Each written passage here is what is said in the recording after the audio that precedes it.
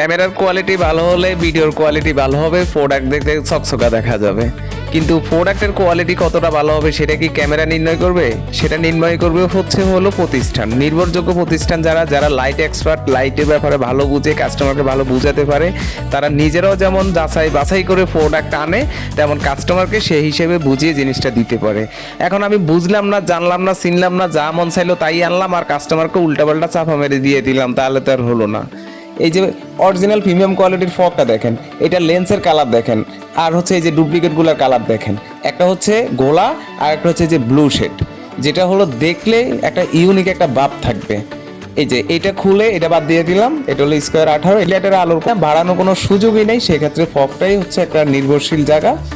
এটা হচ্ছে 3 কালার, মানে এটা আসলে অনেকে বলে যে হলুদ কালার নাকি কুয়াশা কাটে।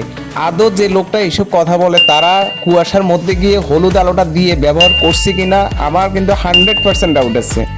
যদি হলুদ আলোতেই যদি কুয়াশা কাটতো তাহলে যে কোনো সাদা আলোর মধ্যে হলুদ স্টিকে দিয়ে দিলে তো কুয়াশা কাটে, তাহলে আর এই ওয়াম কালার বা মিষ্টি কালার বা হচ্ছে এইচআইডির কালার, হ্যালোজেন কালার, এলইডির কালার পার্থক্য কোথা থেকে আসলো? আমাদের ভিডিওর কোয়ালিটিও খারাপ, আমাদের মার্কেটিংটাও খুব একটা ভালো না, বাট আমাদের প্রোডাক্টগুলো একেবারে ইউনিক অরিজিনাল প্রোডাক্ট। কারো লাগলে চলে